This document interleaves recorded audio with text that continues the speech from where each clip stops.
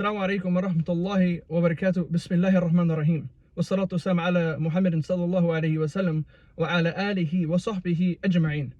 Today I really want to take some time out to explain the difference in regards to seeking knowledge in the traditional way, at the feet of a scholar, maybe one-on-one, or a couple people just going to the sheikh, at his home and, going through the book from start to finish, the traditional way, in comparison to, studying it in a university, atmosphere, where there's tests and midterms and homework and grades and you failed and restart and second semester and graduation. And I want to really look at the benefits of both of them and maybe the opposite of that. I don't really want to say the cons, because there's not really, if you're seeking knowledge, you're doing the greatest thing after the fard that you can possibly do.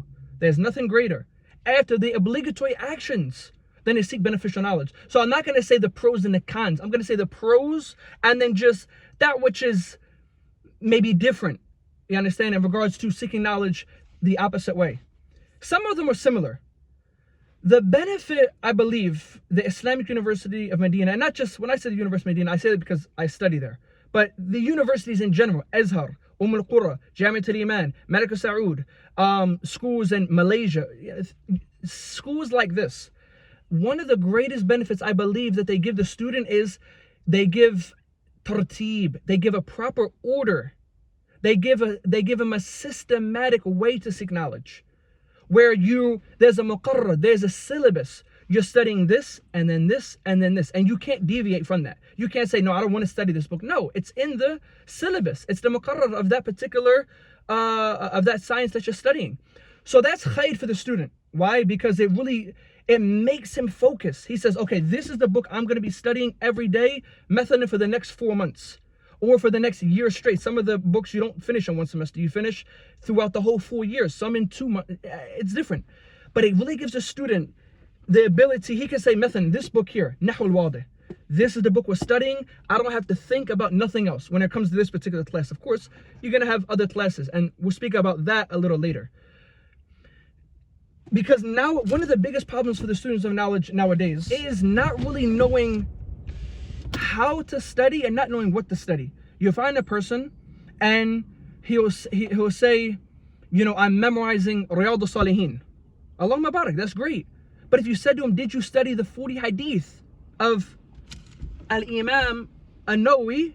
He'll say, no, I didn't do that. I didn't know you had to do that first. Yes, there is a tartib, there's a system, there's an order when it comes to the seeking of knowledge. What comes before what? Which sciences are more important maybe than other sciences? Which book in that particular science is more beneficial to study at this time than that book? Yes, that book is beneficial, but you're not ready. It's better that you stick with this book now, hatta you complete it, and then you can move on.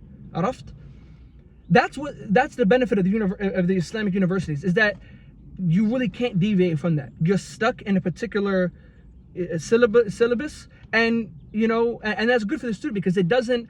A lot of times you find a student, he'll start studying a book and he'll get bored. He'll go to another book, read 10 pages, then go to another book. He's jumping around all these different books and he hasn't completed one thing. Does that make sense? So that is a big problem. That is an extreme big problem for the student of knowledge. It's known that it is more beloved to me, and this is not my statement, it's a statement of the scholars of the past, may Allah have mercy upon them. It is more beloved to me that I read one book 3 times than I read 3 different books. What did you say? I'll say it again. It is more beloved to me that I read the same book 3 times, hatta I really understand it, I'm really benefiting from it. I have tasawwur of the book. I really understand what's in the book. Then I read 3 different books and not completing any of them. And even if you do complete it, if you go over that same book over and over and over again, you're going to get a great understanding. When studying with a particular sheikh, there's no syllabus. He's going to teach you whatever you want to learn, basically. You go up to him and you say, I want to study Ajurumiyah. He's not going to ask you, what's your level. He's not going to say, do you know the basic. He's not going to say any of that. He's just going to teach you the book. Now, I know some scholars, that's not, they really do the tarbiyah, they really murabbah, they really will guide you and exactly what you want to know. Some scholars are like that, to be honest. Some scholars will say, no, do this and then this. But generally, from that which I've experienced and that which I know, that's not really the case. Whatever book you want to study with the sheikh, he's going to teach you. He's not holding you accountable. He has so many students, he can't focus, he can't possibly know your exact level. And I'm not saying this in a down way, because later on I'm going to speak about some of the benefits you get of studying like this. So I'm not being biased and saying the university setting is better. But this is a reality. This is one of the haqa'iq of seeking knowledge with a scholar one-on-one like this. In the traditional way is, he's just going to teach you whatever. You bring him the book and he's going to say, okay, قال المؤلف رحمه الله كذا وكذا وكذا. He's going to explain the book. One of the maybe downfalls of having a syllabus, if you're in the university and you're studying a particular syllabus, maybe there's a particular book that you want to study, but it's not in the syllabus. Maybe, for instance, you want to study Bulugh al-Maram, but in the College of Hadith, they do Muharrar. That's going to be, you see what I'm saying? Maybe there's a particular book in Aqidah. Maybe you want to go over a particular metin. And in the syllabus, they're not offering that.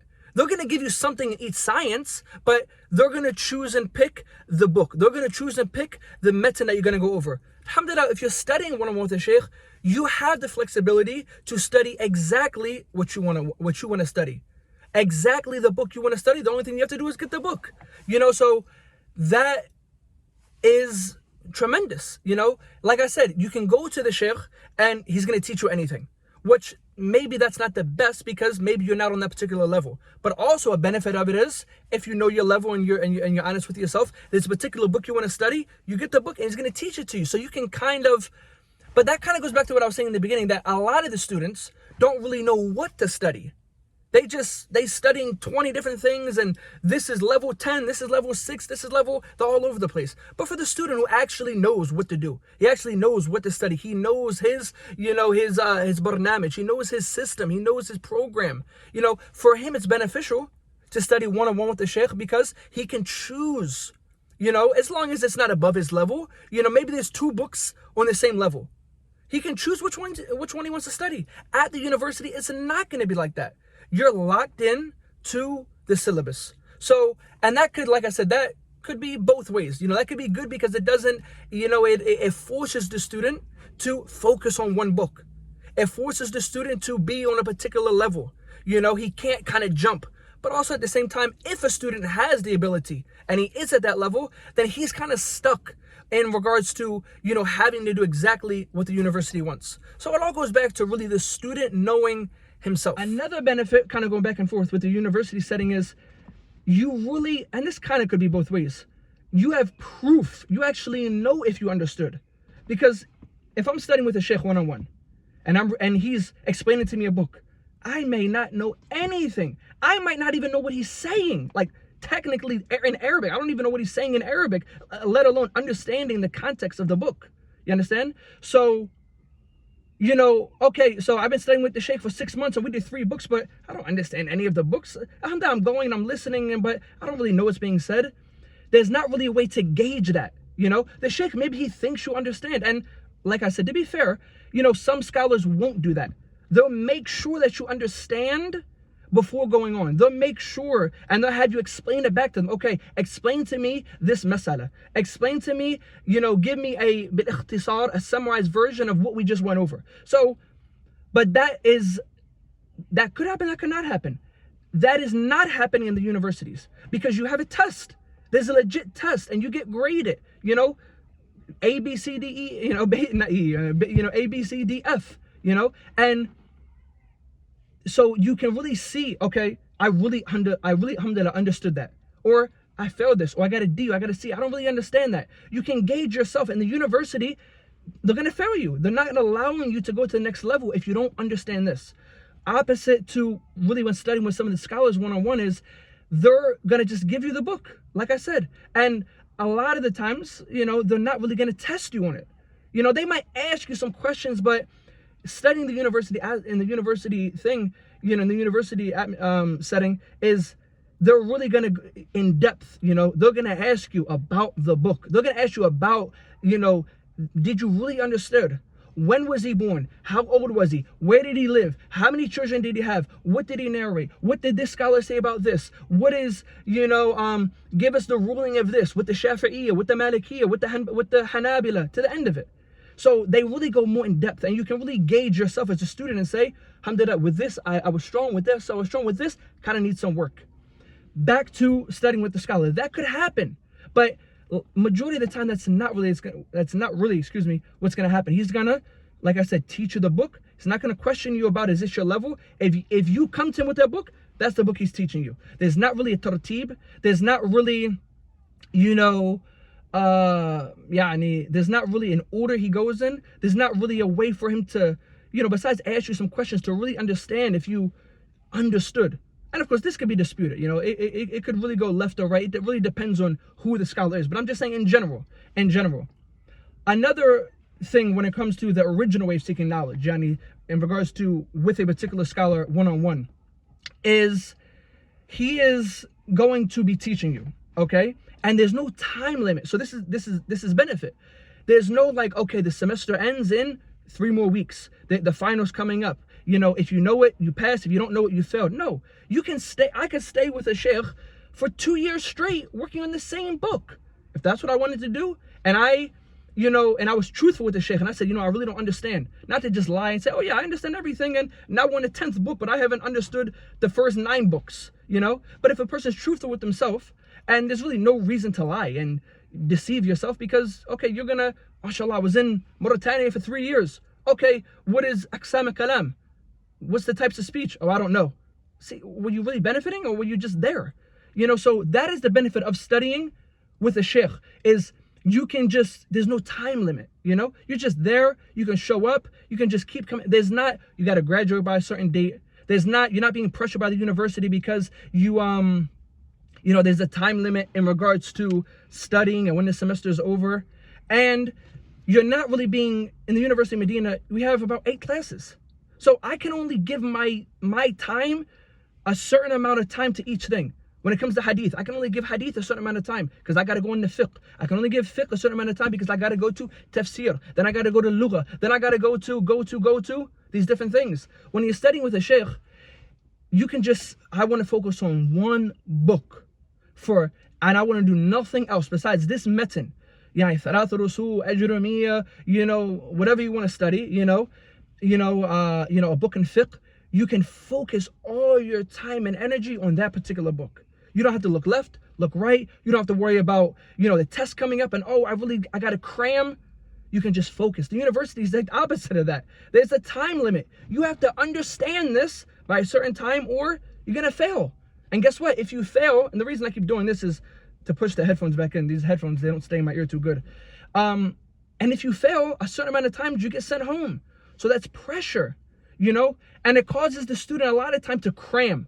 Last couple of days, he's just running through everything. And then after the lesson, after he takes the test, he forgot everything. A couple weeks after, you ask him about that particular lesson, he's like, I don't remember any of that. Alhamdulillah, I passed though. So the student really has to, raja. He really has to review himself in regards to what is more important. Is it more important this, or is this more important? You're kind of left to yourself in the university to kind of gauge your own time, set your own schedule, and that's good in a way, like I said, because you have an order. You're not just in limbo land. Oh, I don't know which book to study. No, this is the book you're studying, and even if you're not technically on that level, khalas, you don't have to worry about it. This is the book you're studying. I gotta focus and I gotta understand it. The opposite of you're studying with a sheikh. You're not going to be doing Alfiya ibn Malik and you haven't did Ajurumiyya, and if you wanted to, meaning like if you're in the University of Medina and let's say you get to the Kulliyah, you finish the Arabic program, but maybe somehow you're still weak in Arabic. I'm not sure how that would be, but it's a possibility. They're studying Alfiya ibn Malik. So you got to make sure you're on that level.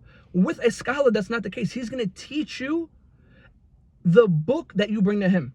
And of course, no doubt, the professors, the dakatir and the asatiz in the University of Medina, they are scholars, but they got 50 students, they're only in the university from a certain amount of time of the day. They have a syllabus they have to follow. So I'm really just trying to balance out both. You see what I'm saying? But the benefit, alhamdulillah, of the Islamic universities, depending on where they're at, especially if you're in Mecca, you're in Medina, and even in the other cities in Saudi, is you can do the original way of seeking knowledge also. You can go to the Prophet's masjid and sit in lessons. You can go to Mecca. You can go to scholars' houses. You see what I'm saying? A lot of the times, like, to be fair, you're going to go to the Prophet's masjid. You're not going to be able to choose the book, though. The scholar, he's giving a particular lesson, and you're just sitting there benefiting. Studying one-on-one with the sheikh is really different. Even though, yes, the asl, that is considered the original way of seeking knowledge in the Prophet's masjid. That is the asl. That is the original way of seeking knowledge, is in the Prophet's masjid. But now how they do it in regards to, there's all these students, and the sheikh, Zahla Khair, he's given the lesson. The student himself may not be on that level. But when you're studying one-on-one, just you and the sheikh, maybe you go to Yemen, maybe you go to Mauritania, maybe you go to Sudan, and there's less famous scholars, but they're mutqin. They're strong in a particular science. They can walk you through it from A to Z. From the first letter to the last letter of that book. Make sure you have an understanding, because he doesn't have 500 students. Maybe he has a couple of students, but the fact that sheikh doesn't have, 50 students or 400 or 500 students, you see this in the Prophet's masjid, sallallahu alaihi wasallam. You see Sheikh Abdul Muhsin Al-Abad, and literally, like, 1/4 of the masjid is just sitting down listening to him. It's amazing. Somebody like that, you're not really going to get one-on-one time with. You can't. Now, alhamdulillah, in Saudi and in Medina, there's, like I said, less famous sheikhs that you can benefit from, and maybe you can go to the house. I know a brother, he studies one-on-one with a sheikh fiqh in his home, and this is tremendous. You can do that. So this is really, and a lot of the stuff I said could really be taken. It really depends on the sheikh. It really depends on the school, but generally, this is going to be the differences between studying in a university setting, a college setting, and studying the traditional way with a scholar one-on-one. So I hope that, inshallah azawajal, this gives a person perspective, and they can really sit down with themselves and they say, what do I want to do? Do I want to go to the university, or do I want to maybe go to a country and study one-on-one with a sheikh? Now, something that I really have to mention, you're really not going to find a scholar that's going to sit down and go through the Medina book with you, that's going to sit down and go through Arabiya Bayni Yadayk. They'll teach you nahu and sarf and balagha and these mutun in regards to the ulum of the Lugha Arabiya. But if you don't even know the Arabic language, then you need to do something else. You need to go to Egypt, go to a markaz. You need to go to the University of Medina, study in the Arabic program. You need to take a class, take a year course, a year and a half course, and that's probably maybe one of the, I don't like to say the word downfall when it comes to seeking knowledge, because there's never a downfall. But that's one of, that side when it comes to, if a person doesn't know Arabic, I don't know of any situation where a student went to a particular country and the sheikh taught him the Arabic language in regards to speaking and vocabulary. You got to do that either on your own, or you got to come to that country with it. Because if you really want to be sitting there studying and benefiting, and your Arabic needs to be strong.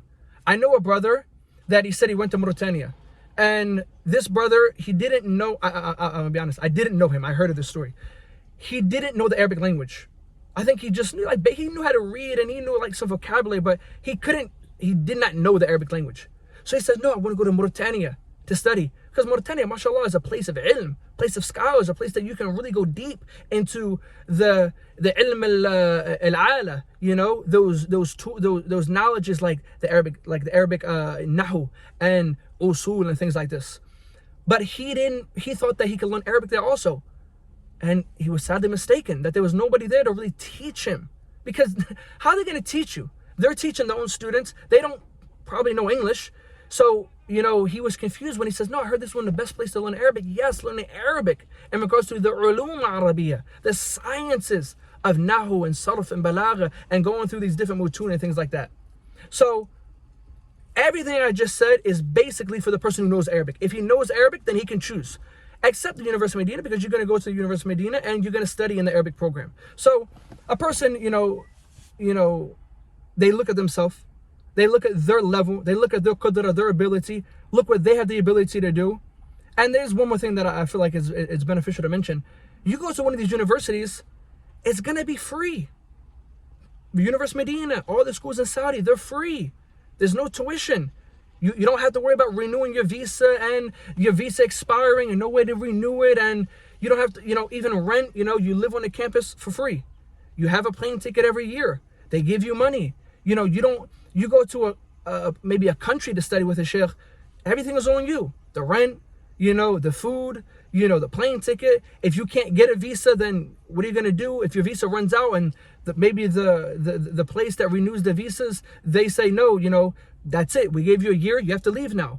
Now you have to leave in the middle of your studies. So this is one of the most important things to really consider when seeking knowledge is the place I'm going. Is it easy for me to stay there for a long time? Or is it a place that, I'm going to have an issue getting a visa, an issue renewing my visa? Is it a place where it's expensive? Is it a place like, Kuwait is extremely easy to go to. You don't even need a visa. You get a visa at the airport. They give it to you right on the spot, but it's extremely expensive. It's more expensive than the West. I lived in Kuwait. I had a studio apartment, like one room, everything's in one room and in a kitchen. And I was paying like $1,500 a month.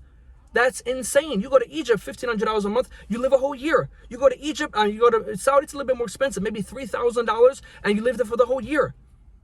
So a person really has to look at this particular aspect also. Where am I going? What is the climate of that place? And they take all these things into consideration, and they make istikhara, and they beg Allah Azza wa Jalla that He makes it easy for them, that He shows them the right way, and this is basically what you do. So the main thing is that a person has the desire to seek knowledge. The main thing is that a person, they love knowledge. They love learning and benefiting. They learn for the sake of Allah Azza wa Jalla alone. They don't learn to be famous. They don't learn to be a teacher. Yes, you learn. You need to remove ignorance from yourself and from others. That's a principle in regards to seeking knowledge. Like, and to make that your main goal, your main qasd, no. You do it to get closer to Allah Azza wa Jalla. This, yukarribuni, is going to bring me close to Allah Tabaraka wa Ta'ala, if I'm sincere. So, maybe some other brothers that spent more time seeking knowledge than me, maybe they can, they can give me, they can comment on this and say, well, my experience was different. I'm sure everybody's experience, it could be different. But I believe generally, this is what you're going to get. These are the differences. Not really the pros and the cons, but these are really the differences in regards to seeking knowledge in a university, college setting, than seeking knowledge in the traditional way with a scholar one-on-one. Wallahu a'lam, wa sallallahu wa sallam wa barak ala nabiyyina Muhammad wa ala alihi wa sahbihi ajma'in. Alhamdulillahi rabbil alameen.